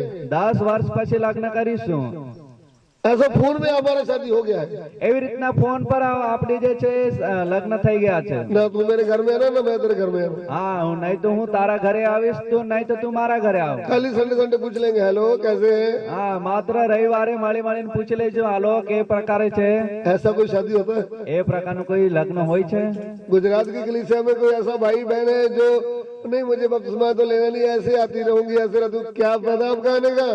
હા ગુજરાતની જે મંડળીઓ છે એમાં કોઈ ભાઈ બહેન છે કે હું તો એમને એમ આવતો રહીશ મારે બાપ્તિસ્મા લેવાનું નથી શું ફાયદો તમારે આ પ્રકારનું જીવનનો ओ शंकर जी मैं तो आपकी ही हूँ, ઓ શંકરજી હું તો તારી જ છું लेकिन ना तेरे घर में मैं आऊंगी ना तू मेरे घर में आएगी। પરંતુ ના તો હું તારા ઘરે આવીશ ના તો તું મારા ઘરે આવ दूर से ही फोन में देखकर मैं खुश हो जाती हूँ। આ દૂરથી જ ફોનમાં જોઈને હું તો રાજી થઈ જાઉં છું जब हमने हमारा शरीर प्रभु को दिया ही नहीं અને જ્યારે આપણું આ દેહ શરીર પ્રભુને આપણે સોંપ્યું જ નથી तो हम प्रभु का मंदिर नहीं बन सकते। તો તમે દેવનું મંદિર બની ના શકો क्या तुम नहीं जानते कि तुम्हारा शरीर प्रभु का मंदिर है? શું તમે નથી જાણતા કે તમારું દેહ શરીર એ દેવનું મંદિર છે मैं शरीर तो देना चाहती हूँ, હું તો શરીર આપતો આપવા માંગુ છું मैं गाँव वालों से डरती हूँ। પણ ગામથી હું બીવું છું वो बोलेंगे ना तो तुम्हारे माथे में सिंदूर है, એવું તો કહેશે ના તો તારા માથામાં સિંદૂર ભરેલું છે ना तुम्हारे हाथ में चूड़ी है, અને તારા હાથમાં બંગડીઓ પણ નથી ना तुम्हारे नाक में कक्को का है, અને ના તારા નાકની અંદર જે નાથણી છે એ પણ તે વિંધાવી ना નથી कान में बाली है। આ કાનના જે પહેરવામાં આવે છે એ પણ નથી वो गाँव वाले मुझे बुरी बुरी बातें बोलेंगे। અરે ગામના લોકો તો મને કેવી અવળી અવળી વાતો કરશે प्रभु कहता मेरे नाम के कारण लोग तुम्हारी निंदा करेंगे, પ્રભુ કહે છે કે મારા નામની ખાતર લોકો તમારી નિંદા કરશે तुम निंदा नहीं सह सकते तो प्रभु के लिए जान दे दोगे? આ શું તમે નિંદા જ જો સહન ના કરી શકતા હોય તો શું તમે દેવની માટે જીવ આપી શકો ખરા मेरे मैके वाले क्या बोलेंगे, અરે મારા જે છે ઘરનાઓ મને શું કહેશે मेरे ससुराल वाले क्या અરે बोलेंगे। મારા સાસરાના ઘરના મને શું કહેશે दुनिया तुम कुछ भी बोलो, દુનિયાને તમે કઈ પણ કહો ससुराल वालों तुम कुछ भी बोलो, અરે સસુરાલના માણસો તમે મને કઈ પણ કહો मैं परमेश्वर की दासी हूँ, उसकी इच्छा मेरे जीवन में पूरी होने दे। હું તો દેવની દાસી છું તેમની ઈચ્છા મારા જીવનમાં પૂરી થવી અનિવાર્ય છે तुम तो एक नथड़ी की बात कर रहे हो, તમે તો એક નાનકડી નથડીની વાત કરો છો सुना हुआ मरियम ने क्या बोला है। चुनी हुई मरियम ने क्या बोला? પસંદગી પામેલ મરિયમે શું કીધું? मेरा रिश्ता टूटता है तो टूट जाने दो। મારો સંબંધ જો તૂટે છે તો તૂટી જવા દો। धर्मी पुरुष के साथ यीशु के साथ उनका नाता जुड़ा था। આ ધાર્મિક પુરુષ પ્રભુ ઈસુની સાથે એમનો નાતો બંધાયો હતો। गलत बोल दिया आपने। जोसेफ मरियम को जानते हैं? हाँ वेरा गांव की जो लड़की थी जो यीशु को जन्म दिया, उसको जानते हो? मरियम को बाइबल में मरियम है ना, क्या हो गया? मरियम को आप नहीं जानते? મરિયમને શું જાણો છો? कुंवारी मरियम को जानते हैं? કુંવારી મરિયમને જાણો છો? जोसेफ के साथ उनका सगाई हुआ था। યુસુફની સાથે એમની સગાઈ થઈ હતી। बाइबल कभी पढ़ा है? બાઇબલ ક્યારેક વાંચ્યું છે? पुराने नियम में लिखा है ना, જૂના કરારમાં આવેલું છે ને? ऐसा लिखा है पुराने नियम में? એ પ્રકારે છે જૂના કરારમાં। किधर लिखा है? ક્યાં લખવામાં આવેલું છે? बोलो। બોલો। नए करार में लिखा है? નવા કરારમાં લખવામાં આવેલું છે। बाइबल को लपेट करके पेटी में रखना चाहिए। इसको पेटी में रखना, कभी 1 साल के बाद पढ़ने का है, ठीक है? હા, એમને તમારે પેટીમાં બંધ કરીને મૂકવાનું છે। 1 વર્ષ બાદ એમને વાંચવાનું फिर છે आपकी बुद्धि कभी खुलेगी नहीं। અને ત્યારબાદ તમારી બુદ્ધિ તો ક્યારેય ખુલશે નહીં। रोज इसको पढ़ने का है। દરરોજ તમારે એમને વાંચવાનું છે। तुम्हारे ऑटो की एक स्पेशल जगह में होना चाहिए। તમારી ઓટોની એક સ્પેશિયલ જગ્યામાં એ હોવું જોઈએ। तुम्हारी गाड़ी में इसके लिए जगह होना चाहिए। તમારી ગાડીમાં એમના માટે જગ્યા હોવી જોઈએ। तुम्हारे किचन में इनके लिए जगह होना चाहिए। તમારા રસોડામાં એમના માટે જગ્યા હોવી જોઈએ। तुम्हारे हृदय में इसके लिए जगह होना चाहिए। અને તમારા હૃદયમાં પણ એમના માટે જગ્યા હોવી જોઈએ। हालेलुया। હાલેલુયા।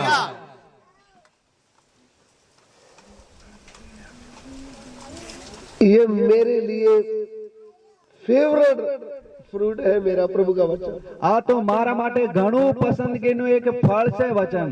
ये मेरे लिए दूध है, આ તો મારા માટે दूध છે, घर का दूध। ઘરનું दूध। ये मेरे लिए मधु है। આ તો મારા માટે મધ છે। क्या क्या है ये? એ શું શું છે? ये मेरे लिए आईना है। આ મારા માટે અરીસો છે। जब मैं इसको देखता हूँ मेरे भीतर की बातें मुझे पता चलता है। અને જ્યારે એમને હું નિહાળું છું મારા એક અંદરની વાતો મને ખ્યાલ આવે છે। ये मेरे हाथ में एक बंदूक है। આ તો મારા હાથમાં એક બંદૂક છે। ये 2 धारी तलवार है, આ તો બેધારી તલવાર છે मेरे दुश्मन को काटने के लिए। મારા દુશ્મનને કાપવાને માટે। इसको मैं कैसे भूल सकता हूँ? આને હું કઈ રીતે વિસરી જાઉં? આમેન। मरियम को प्रभु ने अपने लिए चुन लिया। મરિયમને પરમેશ્વરે પોતાની માટે પસંદ કરી। परमेश्वर का दूत उनके पास आया था। પરમેશ્વરનો સ્વર્ગદૂત એમની પાસે આવ્યો હતો। आया था। આવેલો હતો। क्या बोला? શું કહ્યું? तुझ पर अनुग्रह हुआ है, તારા પર કૃપા દ્રષ્ટિ થઈ છે। तुम एक बच्चे को जन्म देने जा रही हो। તું એક બાળકને જન્મ આપવા જઈ રહી છે। वो महान होगा। એ મહાન હશે वो परमेश्वर परम प्रधान परमेश्वर का पुत्र कहलाएगा। અને એ પરમ પ્રધાન પરમેશ્વરનો પુત્ર કહેવાશે। उन्होंने बोला स्वर्गदूत, એમને કહ્યું સ્વર્ગદૂત आपको मालूम તમને ખબર છે मैं तो कुमारी हूँ, હું તો કુંવારી છું। मैंने तो शादी नहीं किया। અરે મારું તો લગ્ન જ થયું નથી। आप बोलते हैं बच्चे को जन्म देना है। અને તમે કહો છો કે દીકરાને જન્મ આપવાનો છે। मरियम क्या सोच रही थी? મરિયમ શું વિચારી રહી હતી? पुराने नियम में जैसे अब्राहम को बोला, जैसे मनोहा को बोला, અને જૂના કરારની અંદર જે રીતે અબ્રાહમને કહેવામાં આવ્યું, માનોહાને કહેવામાં આવ્યું, એ પ્રકારે મરિયમ વિચાર ધરાવતી હતી। शायद स्वर्गदूत को भूल हो गया होगा, ये मुझे ऐसा बोलने आ गया। અને હોઈ શકે સ્વર્ગદૂત જે છે એ ભૂલી ગયો હશે કે આ મને શું કહી રહ્યો છે। स्वर्गदूत भूल कभी नहीं कर सकता। સ્વર્ગદૂત ભૂલ ક્યારે કરી ના શકે। क्यों नहीं कर सकता? શા માટે નહીં કરી શકે? ये परमेश्वर की उपस्थिति में ध्यान से खड़ा रहता है।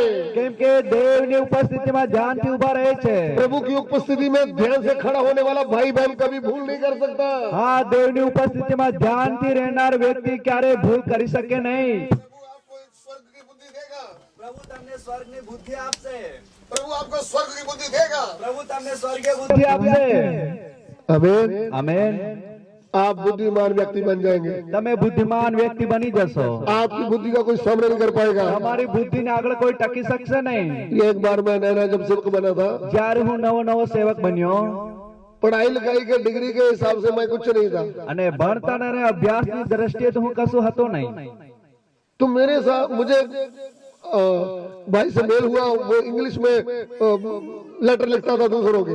અને એક ભાઈની સાથે મારી મુલાકાત થઈને એ જે છે અંગ્રેજી ભાષાની અંદર બીજાઓને પત્ર લખતા હતા। उन्होंने बोला आप क्रिश्चियन है? એમણે કહ્યું શું તમે ખ્રિસ્તી છો? उस समय मुझे प्रश्नों से बहुत डर लगता था। અને એ સમયે કોઈ મને પ્રશ્ન કરતા હું ખૂબ બીજ હતો। मैंने बोला हाँ। હા, મેં કહ્યું હા। ढीला से मैंने बोला हाँ। હા, ધીરેથી મેં કહ્યું હા। उन्होंने बोला मैंने एक प्रश्न पूछना है। મારે તો તમને એક પ્રશ્ન છે। मैंने बोला पूछो। મેં કહ્યું પૂછો। उन्होंने बोला क्या कुंवारी बच्चे को जन्म दे सकती है? એમણે કહ્યું કે શું કુંવારી જે છે એ દીકરાને જન્મ આપી શકે? मेरे मानने में ये बात नहीं आती। અને એ મારા મનમાં વાત આવતી નહોતી। तुम्हारी बाइबल में लिखा है તમારી બાઇબલમાં લખવામાં આવેલું છે। क्या ऐसा हो सकता है? શું એવું થઈ શકે? मैंने बोला क्या मिट्टी बातें कर सकती है? મેં કહ્યું શું માટી વાત કરી શકે? उन्होंने बोला मैं कोई समझा नहीं। મેં તો એમણે તો કહ્યું હું તો સમજ્યો નહીં। मैंने बोला भैया आप तो पढ़े लिखे हैं, મેં તો કહ્યું ભાઈ તમે તો ઘણા ભણેલા છો, क्या मिट्टी बातें कर सकती है? શું માટી આપણી સાથે વાત કરી શકે? यदि मिट्टी बातें कर सकती है तो सर्वशक्तिमान परमेश्वर के लिए कुंवारी जन्म देना कोई बड़ी बात नहीं। અને જો માટી વાત કરી શકતી હોય તો સર્વશક્તિમાનને માટે જે કુંવારી જે છે જન્મ આપવો એ કોઈ મોટી વાત નથી। फिर मैंने बोला मनुष्य है क्या? અને પછી મેં એમને કહ્યું કે મનુષ્ય છે શું?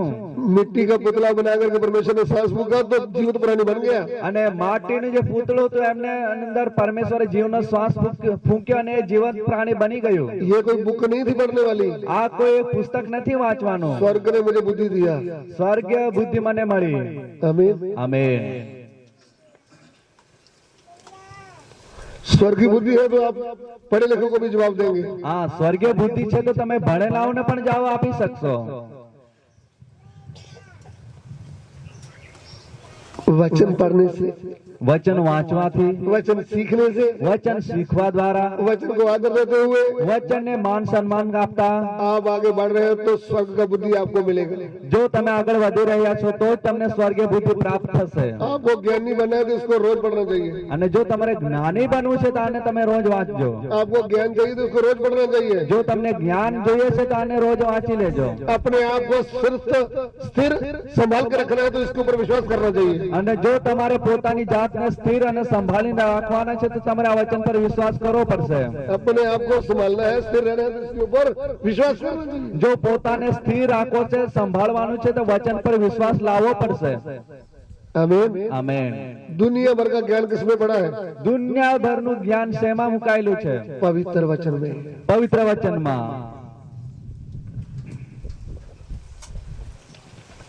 प्रभु के नाम की स्तुति हो। પ્રભુના નામની સ્તુતિ થાવ। हम कहाँ चल रहे थे? આપણે ક્યાં જઈ રહ્યા હતા? हम प्रभु के वचन से पढ़ रहे थे। આપણે પ્રભુના વચનમાંથી વાંચી રહ્યા હતા। नजीर, નાઝરીર। नजीर के विषय में परमेश्वर मूसा के द्वारा भी आज्ञा दे रखा था। અને નાઝીરના સંબંધમાં પરમેશ્વરે જે છે મૂસા દ્વારા પણ આજ્ઞા આપી મૂકી હતી। यहोवा का दूत बोल रहा है। યહોવાનો દૂત કહી રહ્યો છે। मैंने आपको मरियम की बात बताया है ना? મેં તમને મરિયમની વાત બતાવી છે ને? थोड़ा ध्यान देना। થોડું ध्यान આપજો। मरियम को, वो तो कुंवारी है, મરિયમ એ તો કુંવારી છે। उनको बच्चे को जन्म देना है। એમણે તો દીકરાને જન્મ આપવાનો છે। सर्वशक्तिमान परमेश्वर का वचन उसके गर्भ में आना है। અને સર્વશક્તિમાન પરમેશ્વરનું વચન એમના ગર્ભમાં આવવાનું છે। वो वचन ही लहू मांस बनना है। અને એ વચન જ લોહી અને માંસ બનનાર છે। वो बच्चा पैदा होना है। અને એ જે બાળક છે જન્મનાર છે। उसका नाम यीशु रखना અને है। એનું નામ ઈસુ મૂકવામાં આવશે। ये बातें स्वर्गदूत उनको बोल रहा है। અને આ બધી બાબતો છે જે સ્વર્ગદૂત એમને કહી રહ્યો છે। स्वर्गदूत को कोई भूल नहीं है। સ્વર્ગદૂતને કોઈ ભૂલ થઈ નથી। जो परमेश्वर बोला वही स्वर्गदूत बोलेगा। અને જે પરમેશ્વરે કહ્યું છે એ જ સ્વર્ગદૂત કહેશે। यदि आप परमेश्वर के सच्चे स्वर्गदूत हैं तो आप प्रभु के दिए हुए वचन ही बोलेंगे। અને જો ખરેખર તમે દેવના સાચા સ્વર્ગદૂત છો તો તમને દેવના વચન જે આપવામાં આવેલા છે એ જ તમે પોકારશો। आप वचन में मिलावट नहीं कर सकते। તમે વચનની અંદર મેળવણી કરી શકો નહીં। यहोवा का भविष्यवक्ता के अंदर गुण क्या है? દેવના ભવિષ્યવક્તાની અંદર ગુણ કયા છે? वह अपनी बुद्धि से दर्शन नहीं बोलेगा, अपनी बुद्धि से बढ़ा चढ़ा करके बात नहीं बोलेगा। અને તે છે એ પોતાની બુદ્ધિથી દર્શનો કહેશે નહીં કે પોતાની બુદ્ધિ અંદર મેળવણી કરીને કોઈ વાત લાવશે નહીં। परमेश्वर बोलता है जो मेरा भविष्यवक्ता होगा वो ईमानदारी से मेरा वचन बोलेगा। અને પરમેશ્વર કહે છે કે જે મારો પ્રબોધક છે એ તો ઈમાનદારીથી મારા વચનો કહેશે। जो वचन को बढ़ा चढ़ा करके बोलता है वो झूठा भविष्यवक्ता है। અને જે વચનને ઊંચો વધારીને કહે છે એ તો झूठો પ્રબોધક છે। जो पवित्र आत्मा की आराधना के बारे में, अन्य भाषा के बारे में बोलता है वो झूठा भविष्यवक्ता है। અને જે પવિત્ર પરમાત્મા અન્ય ભાષાના સંબંધમાં કહે છે એ તો झूठा एक प्रबोधक છે इधर उधर के ज्ञान की बातें बता करके प्रभु के वचन को जो स्थिर वचन है उसको मिलावट करता है, वो झूठा भविष्यवक्ता है। અને અહીં તઈની વાતો કરીને જે પ્રભુનું સ્થિર સત્ય વચન છે એની અંદર મિલાવટ કરે છે તો જૂઠા પ્રબોધકો છે। गुजरात राष्ट्र में रहने वाले प्रिय भाइयों बहनों, ગુજરાત રાજ્યની અંદર વસનારા પ્રિય ભાઈઓ બહેનો, आप सत्य वचन को उपदेश को जानना आपको जरूरी है। આ સત્ય વચનનો ઉપદેશને તમારે જાણવા ઘણો અનિવાર્ય છે। अभी नए नए भविष्यवक्ता खड़े हो रहे हैं। આ સમયમાં નવા નવા ભવિષ્યવક્તા ઉભા થઈ રહ્યા છે। कितने विश्वासी भाई बहनों को, કેટલા વિશ્વાસી ભાઈઓ બહેનોને, कितने प्रभु के दास लोगों को કેટલા એવા પ્રભુના સેવકોને सही उपदेश न जानने के कारण સાચો ઉપદેશ ન જાણવાના કારણે दानियल राज ने गुमराह कर दिया है। દાનિયેલ રાજ જેવા સેવકોએ ભમાવી નાખ્યા છે। जो दानियल राज मुंबई का रहने वाला सेवक है, એ દાનિયેલ રાજ જે મુંબઈનો રહેનારો સેવક છે, कितने भोले वाले लोगों को गुमराह कर दिया है। કેટલા એ ભોળા માણસોને ભમાવી નાખ્યા છે। मुझे सुनने वाले प्रिय भाइयों बहनों, માને સાંભળનારા પ્રિય ભાઈઓ બહેનો, साउथ गुजरात में रहने वाले प्रभु के दास दासियों, દક્ષિણ ગુજરાતના વસનારા પ્રભુના દાસ દાસીઓ, पूरे गुजरात में रहने वाले प्रिय भाइयों बहनों, આખા ગુજરાતમાં વસનારા પ્રિય ભાઈઓ બહેનો वचन के उपदेश को जान लो। પ્રભુના વચનનો ઉપદેશને તમે જાણી લો। जिसका खुद का उद्धार नहीं हुआ, જેમને પોતાનું જ તારણ થયું નથી, वो पवित्र आत्मा के बारे में क्या बोलेगा? એ શું તમને પવિત્ર આત્મામાં કહી શકશે? मैं आपके सामने प्रभु का जीवता वचन रखना चाहता हूँ। હું તમારી સમક્ષ દેવનું જીવતું વચન મૂકવા માંગુ છું। अफेसियों की पत्री उसका 1 अध्याय उसका 13 वचन ध्यान से पढ़ेंगे। એફેસીઓનો પત્ર તેમનું 1 અધ્યાય અને તેમનું 13મું વચન આપણે ધ્યાનથી વાંચીએ। गुजराती में पढ़ेंगे, हिंदी में पढ़ेंगे, इंग्लिश है तो उसमें पढ़ लीजिए। ગુજરાતીમાં વાંચીશું, હિન્દીમાં વાંચીશું અને ઇંગ્લિશ હોય તો બીજી જે પણ ભાષા છે એમાં પણ વાંચી લઈએ। हमारा भाई डैनियल राज इंग्लिश में बोलता है और किताबें बोलता है, हम पवित्र बाइबल से आपको बोलकर जवाब देंगे। અને અમારો જે ડેનિયલ રાજ ભાઈ છે એ ઇંગ્લિશની પુસ્તકો વાંચીને અન્ય પુસ્તકોનો અભ્યાસ કરીને કહે છે અમે તો બાઇબલ જે દેવનું જીવતું વચન છે ત્યાંથી અમે તમને ખુલાસો કરી આપીએ છીએ। इंग्लिश बाइबल है तो अभी इधर लाएंगे, अभी हम पढ़ेंगे उधर से भी। અને ઇંગ્લિશ બાઇબલ એ પણ તમે લાવશો ત્યાંથી પણ આપણે વાંચી લઈશું। जी हाँ,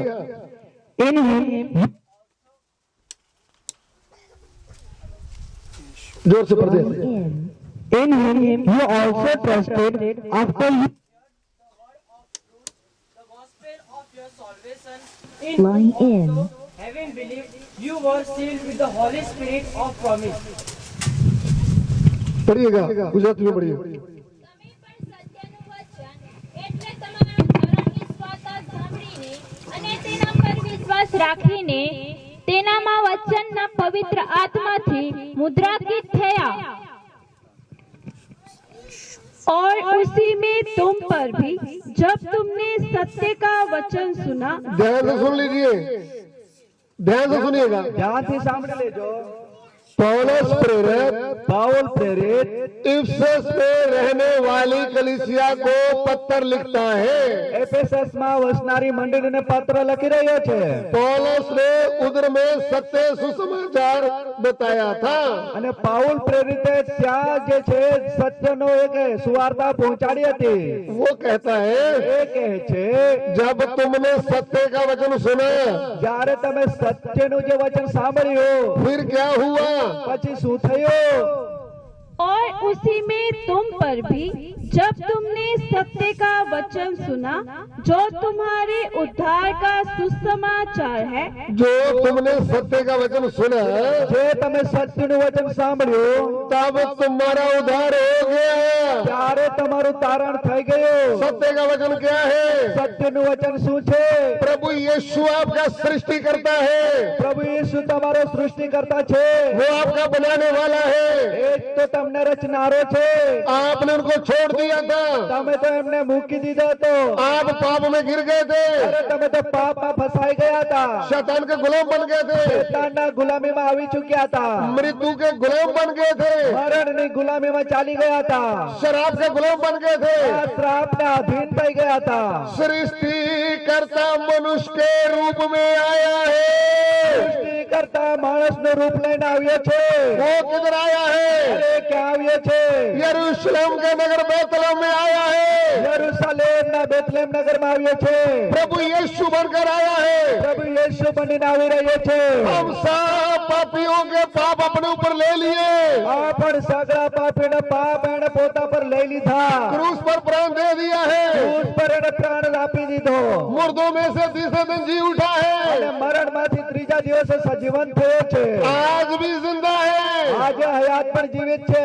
जो उनको सच्चे मन से विश्वास करेगा, જે એમને સાચા મનથી વિશ્વાસ કરશે, अपने उद्धार करता करके ग्रहण करेगा, પોતાનો તારણહાર તરીકે સ્વીકારશે, पाप को छोड़ देगा, પાપને મૂકી દેશે, मन फिराएगा, મન ઠરાવશે पिता पुत्र पवित्र आत्मा के नाम में डुबकी का बपतिस्मा लेगा, અને પિતા પુત્ર પવિત્ર આત્મામાં નામે પાણીમાં ડૂબીને બાપ્તિસ્મા લેશે. उसी का उद्धार होगा. सत्य का सुसमाचार આ છે સત્યનો સુવાર્તા. और कोई सुसमाचार है ही नहीं. અને બીજો કોઈ આવી સુવાર્તા છે નહીં. ये सुसमाचार इफिसस के लोगों को पौलुस प्रेरित ने बताया था. અને આ જે સત્ય સુવાર્તા જે છે એફેસસની મંડળીને પાઉલ પ્રેરિત આપી હતી. तब उनका उद्धार हो गया था. ત્યારે તેમનું તારણ થઈ ગયું. उद्धार होने के बाद उनके ऊपर पवित्र आत्मा का शाप लगा था. અને તારણ થયા બાદ તેમની ઉપર પવિત્ર આત્માની મોહર લાગી હતી. फिर एफएसी 1 का 13 पढ़िएगा. ફરી આપણે એફએસી 1 અને તેમનું 13મું વચન વાંચીએ. और उसी में तुम पर भी जब तुमने सत्य का वचन सुना जो तुम्हारे उद्धार का सुसमाचार है और जिस पर तुमने विश्वास किया, प्रतिज्ञा किए हुए पवित्र आत्मा की शाप लगी. पवित्र आत्मा की शाप लगी. પવિત્ર આત્માની મોહર આપવામાં આવી. जिसका वचन के अनुसार उद्धार होगा, જેમનું વચનની અનુસાર તારણ થયું છે उसके ऊपर पवित्र आत्मा की शाप लग जाएगी. તેમને પવિત્ર આત્માથી મુદ્રાંકિત કરવામાં આવ્યા છે. ध्यान से सुन लेना. ધ્યાનથી સાંભળી લેજો. पौलुस ने जब प्रभु की आवाज सुना था, પાઉલે જ્યારે પ્રભુનો અવાજ સાંભળ્યો હતો तब उन्होंने बपतिस्मा ले लिया था. અને ત્યારે એમણે બાપ્તિસ્મા લઈ લીધું. फिर उनके ऊपर पवित्र आत्मा का भरपूरी आया था. અને ત્યારબાદ એમની ઉપર પવિત્ર આત્માની ભરપૂરી આવી હતી. पवित्र आत्मा की भरपूरी पाने वाला अन्य अन्य भाषा में बातें करता है. પવિત્ર આત્માની ભરપૂરી પ્રાપ્ત કરનાર અન્યની ભાષાઓમાં વાતો કરે છે. अगर तुम्हारा उद्धार सही नहीं हुआ तो જો ખરેખર તમારો ઉદ્ધાર તારણ સારી રીતે થયું નથી તો तुम्हारे ऊपर पवित्र आत्मा का शाप नहीं लगा तो તમારને જે છે પવિત્ર આત્માથી મુદ્રાંકિત કરવામાં નથી આવ્યા તો आप पवित्र आत्मा की आराधना को नहीं मानते. તો તમે પવિત્ર આત્માની આરાધનાને માનતો નહીં. अन्य अन्य भाषा जो 35 के दिन 120 लोगों को ऊपर उतरा था उसको नहीं मानते.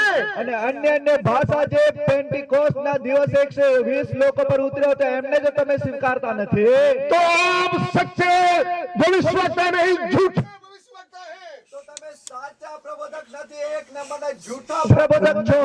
हिंदुस्तान में ऐसा कोई बोलता है, भले वो डैनियल राज है, भले हजारों और सेवक है, वो झूठे भविष्यवक्ता है. અને ભારત દેશમાં જો એવું કહે છે, ચાહે તે દાનિયેલ જો બીજા હજારો બીજા ઉપદેશક હોય એ સગળા બધા એક જૂઠા પ્રબોધકો છે. झूठे भविष्यवक्तों का न्याय करने का भी समय आ रहा है. જૂઠા પ્રબોધકોનો ન્યાય કરનારનો પણ સમય આવી ચૂક્યો છે.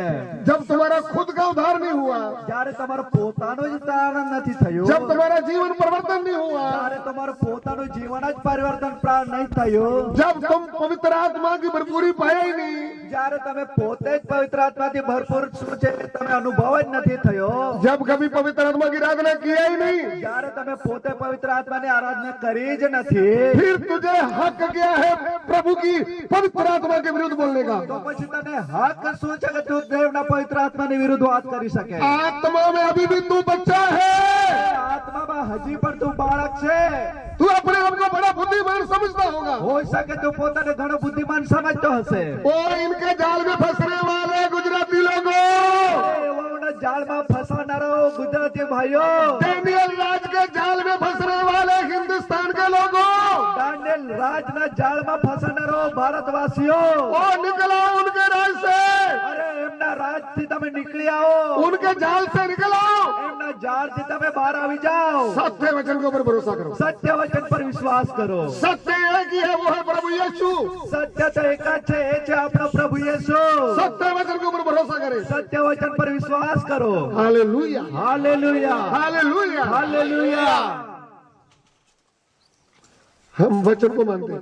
આપણે વચનને માનીએ છીએ।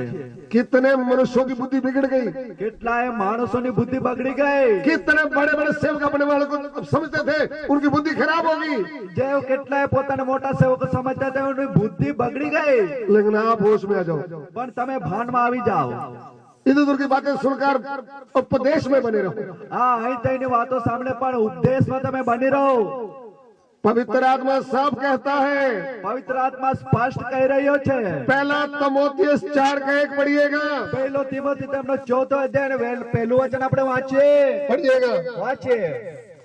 परंतु आत्मा स्पष्टता से कहता है परंतु आत्मा स्पष्टता से कहता है, પરંતુ આત્મા તો સ્પષ્ટ કહે છે कि आने वाले समयों में आने वाले समयों में આવનાર સમયોમાં कितने लोग भरमाने वाली आत्माओं कितने लोग भरमाने वाली आत्माओं કેટલાય માણસો ભમાવનારી આત્માઓથી और दुष्ट आत्माओं की शिक्षाओं पर मन लगाकर અને દુષ્ટ આત્માની શિક્ષા પર મન લગાડીને विश्वास से बहक जाएंगे। અને વિશ્વાસથી ભટકી જશે। क्या लिखा है इधर? શું લખવામાં આવ્યું છે અહીં? पहले से ही चेतावनी दे दिया गया है। પહેલેથી જ તમને ચેતવવામાં આવી રહ્યા છે। गुजरात राष्ट्र में रहने वाले प्रभु के दासों, ગુજરાત રાજ્યમાં વસનારો મારા પ્રભુના દાસો, पिता पुत्र पवित्र आत्मा के उपदेश में विश्वास करने वालों, પિતા પુત્ર પવિત્ર આત્માના ઉપદેશમાં વિશ્વાસ કરનારાઓ, किसी भी नए सेवक के पीछे गलत उपदेश में ना लगो, धोखे में ना आओ।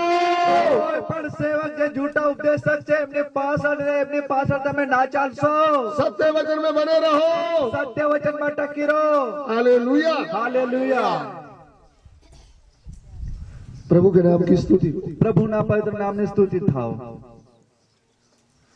हम प्रभु का वचन सीख रहे थे। આપણે દેવનું વચન શીખી રહ્યા હતા।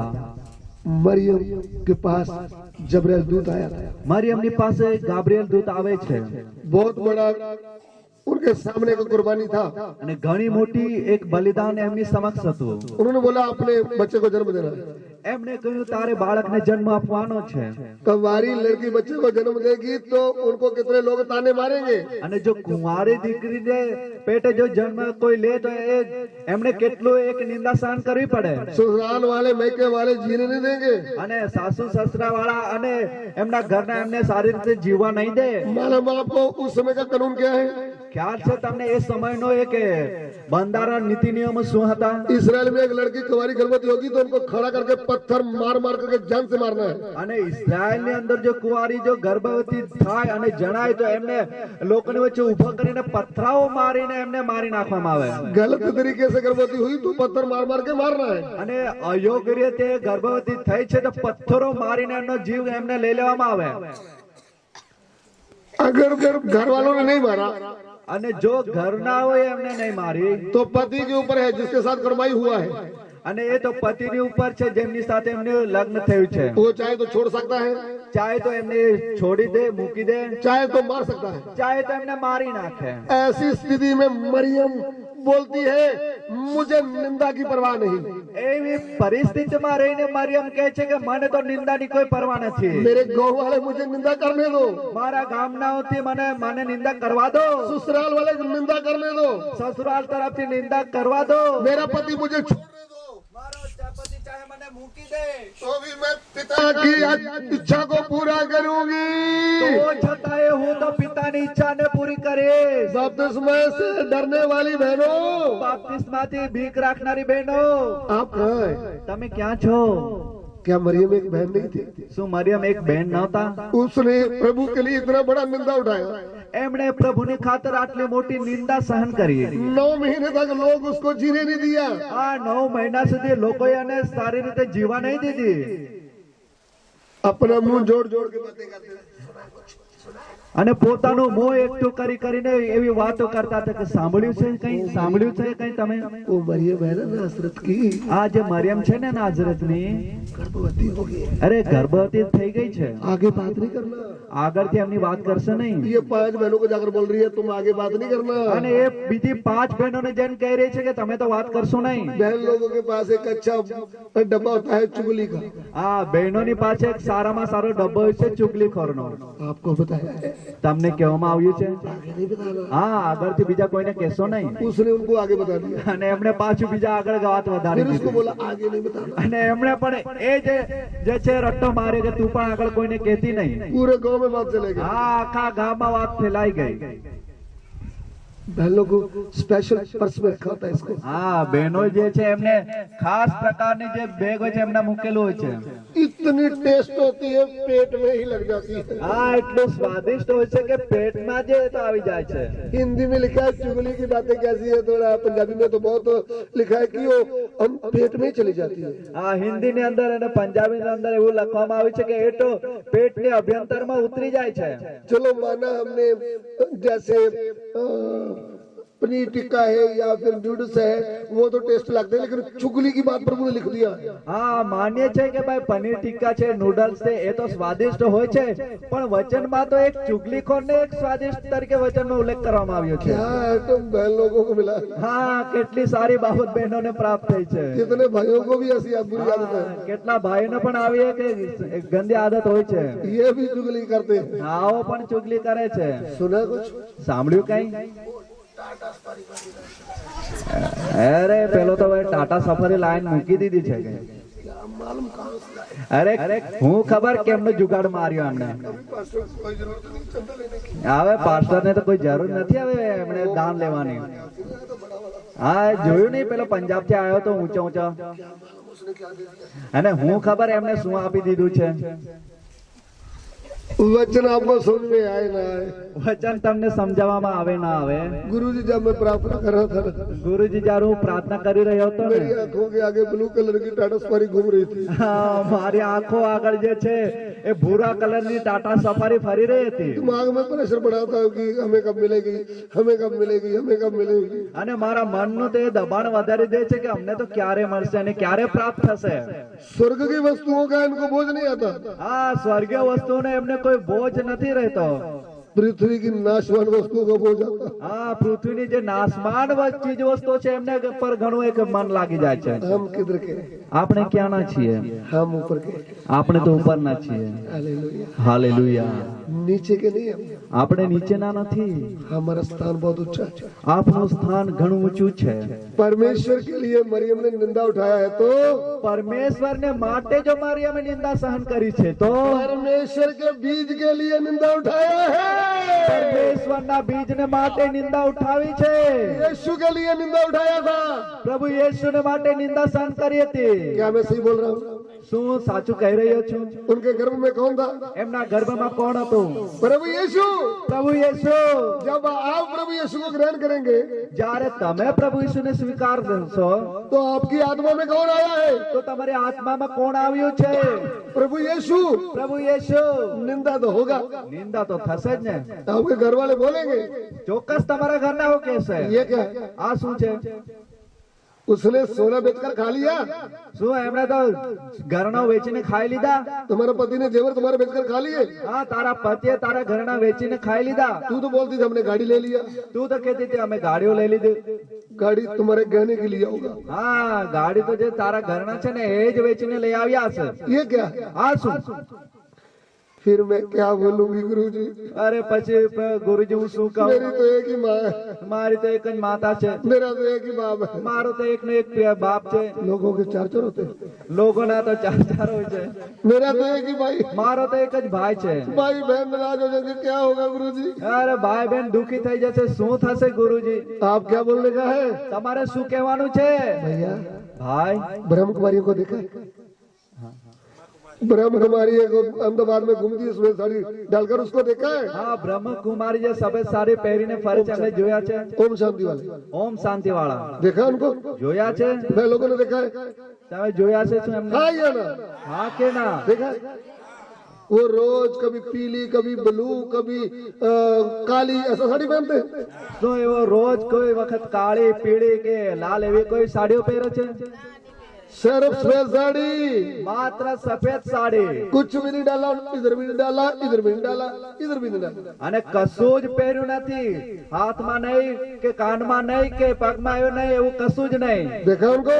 જોયા છે તમે એમને? बपतिस्मा में डरने वाली बहनों, બાપ્તિસ્માથી ભીનારી બહેનો, ये 5 पैसे का नथड़ी के लिए प्रभु के प्रेम को ठुकराने वाली बहनों, આ 5 પૈસાની નાતણીને માટે પ્રભુના પ્રેમને ઠોકર આપનારી બહેનો, शरीर के प्रेम को, नाश्वर प्रेम को ज्यादा प्रेम करते हुए प्रभु के प्रेम को ठुकराने वाली बहनों, આ શરીરનો પ્રેમ જે છે, નાશમાન પ્રેમ જે છે, એમને વધારે મૂલ્ય આપતા દેવનો જે પ્રેમ છે એમને એક ઠોકરાનારી બહેનો। थोड़ा भी यीशु को प्रेम करते हो तो आज आपको घुटने टेक देना चाहिए। આ થોડો પણ જો પ્રભુને માટે તમને પ્રેમ છે તો આજે તમારે ઘૂંટણો પર આવી જવું જોઈએ। प्रभु आज के बाद मैं आपको कभी बोलने नहीं दूंगी। આ પ્રભુ આજ બાદ હું ક્યારે તમને આવું બોલવા નહીં हे દઉં। प्रभु, ઓ પ્રભુ, मैं राजस्थान से आई હું हूँ, રાજસ્થાનથી આવી છું, मैं कट्टर हूँ, હું કઠણ છું। बहुत देर से सोच रही हूँ बपतिस्मा नहीं लेने का, नहीं लेने का, नहीं लेने का, ઘણા સમયથી વિચારી રહી છું બાપ્તિસ્મા નહીં લેવું છે, लेकिन બાપ્તિસ્મા નથી गडावनी લેવું। गाँव में आकर मेरा दिल टूट गया है। આ પણ ગોડાઉની ગામમાં આવીને તો મારું મન ભાંગી ચૂક્યું।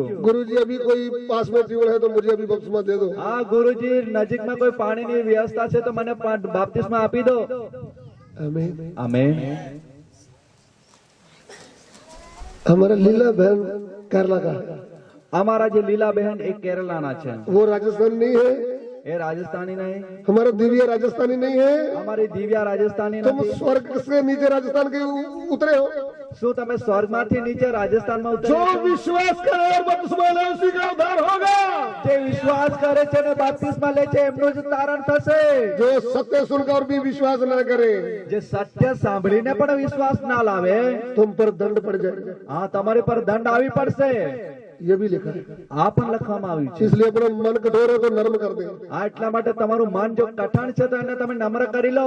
हम आपको जबरदस्ती पानी में नहीं डूबेंगे। હા તમને અમે જબરજસ્તીથી પાણીમાં નહીં ડુબાડીએ। तुमको स्वर्ग में जाना है, नर्क से बचना है तो खुद घुटने टेकना है। હા જો તમારે સ્વર્ગમાં જવું છે અને નરકથી જો બચી જવું છે તો તમારે પોતે જ ઘૂંટણ પર આવી જવાનું છે। मरियम ने बोला मैं परमेश्वर की दासी हूँ।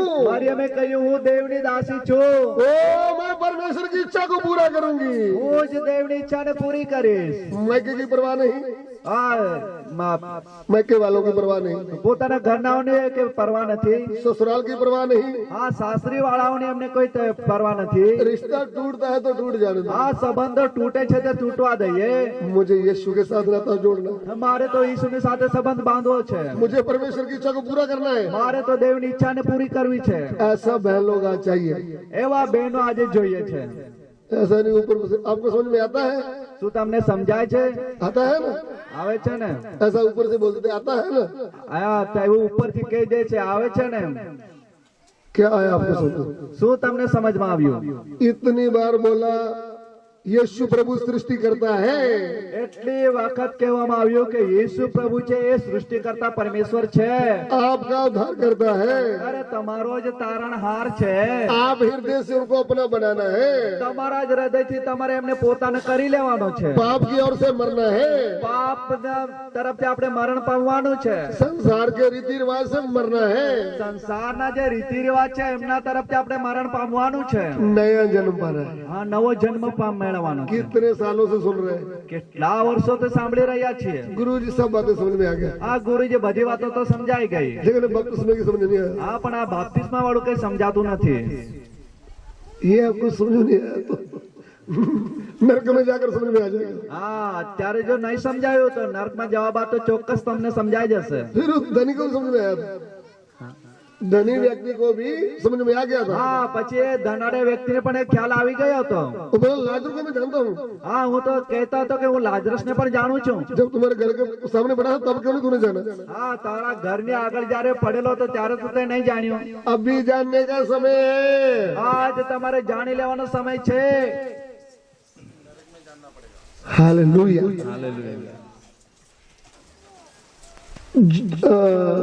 उदयपुर जिले के राजस्थानी हो, આ ઉદયપુર જિલ્લાના જો તમે રાજસ્થાની છો, जहाँ हम जाते हैं જ્યાં અમે જઈએ છીએ डूंगरपुर के जिले का बहन भाई हो, हो શકે તમે ડુંગરપુરના રહેવાસી હશો, कहाँ का भी राजधानी हो, કા हो શકે તમે રાજસ્થાની હો, वचन आपके लिए यही, પણ વચન તો તમારા માટે આ જ છે, रास्ता यही। આ માર્ગ જ આ છે।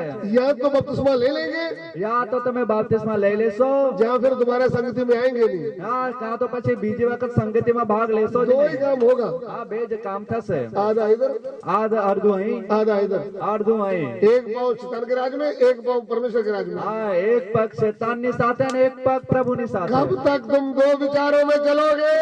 ક્યાં સુધી આ બે મન લઈને ચાલશો? ओ राजस्थानी बहनों, ઓ રાજસ્થાની બહેનો, कब तक तुम दुनिया को देखते चलोगे? ક્યાં સુધી દુનિયાને જોઈને ચાલતા રહેશો? लूत की बीवी किसको देखती थी? અરે લોટની પત્ની કોને જોતી હતી?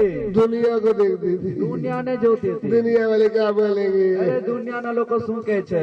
दुनिया कुछ भी बोलना, અરે દુનિયાને કંઈ પણ કહેવા દો, मुझे यीशु की सुनना है। મારે તો ઈસુનું સાંભળવું છે। हालेलुया। હાલેલુયા।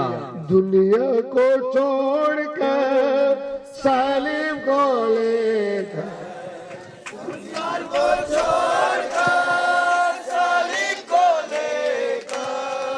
संसार को छोड़कर सालिम को लेकर ना लौटूंगा, ना लौटूंगा, ना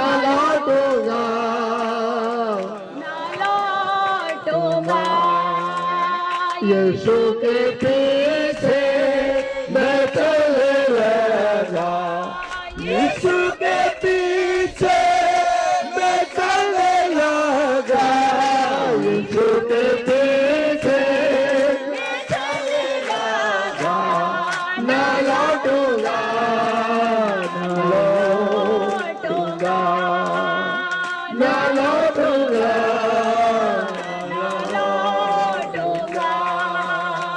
अगर कोई मेरे साथ रहे, अगर कोई मेरे साथ रहे, अगर कोई मेरे साथ रहे, ना लौटूंगा, ना लौटूंगा, ना लौटूंगा, ना लौटूंगा। आमीन। આમેન। अभी सिर झुकाने का समय है। અત્યારે મસ્તક નમાવાનો સમય છે। हमारा प्यारी बहन लोग हमारी बहन है, આપણી વાલી બહેનો મારી બહેનો, हमारे भाई है। હા મારા ભાઈઓ જે મારા ભાઈ છે। हम अपनी बहनों को नरक में जाते हुए कैसे देख सकते हैं? આપણે પોતાની બહેનોને નર્કમાં જતા કેવી રીતના જોઈ શકીએ? यदि हम सच्चा प्रेम करते हैं तो જો ખરેખર આપણે સાચો પ્રેમ રાખીએ છે તો सच्चाई का वचन हमारी बहनों के लिए बोलना हमें जरूरी है। આ સત્યનું વચન આપણી બહેનોને કેવું ખૂબ જ અનિવાર્ય છે। हम अपने भाई डानियल राज को भी प्रेम करते हैं, હા, અમે તો આપણા ભાઈ ડાન્યા રાજને પણ પ્રીતિ રાખીએ છીએ। इसलिए सच्चे बोलना जरूरी है। એટલા માટે સત્ય કેવું જરૂરનું છે। हमारा सत्य से जन्म हो गया है, આપણો તો સત્યથી જન્મ થઈ ગયો છે। इसलिए आपको सत्य बताते हैं। એટલા માટે અમે તમને સત્ય કહીએ છીએ।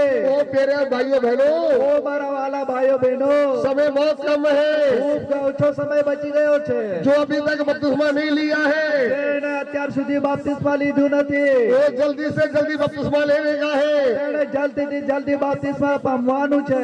संडे तक हम इधर ही है, आपको अपना नाम आज ही बता देने का है। રવિવાર સુધી અમે અહીં છે, તમારું નામ તમારે અત્યારે જ કહી દેવાનું છે। आपको बपतिस्मा देने का है। તમને બાપ્તિસ્મા આપવાનું છે। जो अहमदाबाद से आए हैं, જેઓ અમદાવાદથી આવ્યા છે, जो राजस्थान से आए हैं, જેઓ રાજસ્થાનથી આવ્યા છે, वो अहमदाबाद में हम थोड़ा परेशानी उठा लेंगे, तो संडे को दोपहर के बाद आपको बपतिस्मा दे देंगे। હા અમદાવાદમાં એટલે અમે થોડી મુશ્કેલી ઉઠાવી લઈશું, પણ અમે રવિવાર તમને બાપ્તિસ્મા આપી દઈશું। आप चिंता मत करना, તમે ચિંતામાં રહેશો નહીં। आज अपना मन बना ले, आज તમે મનમાં નક્કી કરી લો। शैतान से नाता तोड़ ले, શેતાનની સાથેનો સંબંધ તમે તોડી નાખો। शैतान को रीति रिवाज को तलाक दे दे। આ શેતાનના જે બધા રીતિ રિવાજો છે એમને તમે મૂકી દો। मुझे यीशु के साथ जीना है, મારે તો ઈસુની સાથે જીવવું છે। मुझे यीशु के साथ शादी करना है। મારે તો ઈસુની સાથે લગ્નમાં જોડાવું છે। आइए हम प्रार्थना करें। આવું આપણે પ્રાર્થના કરીએ।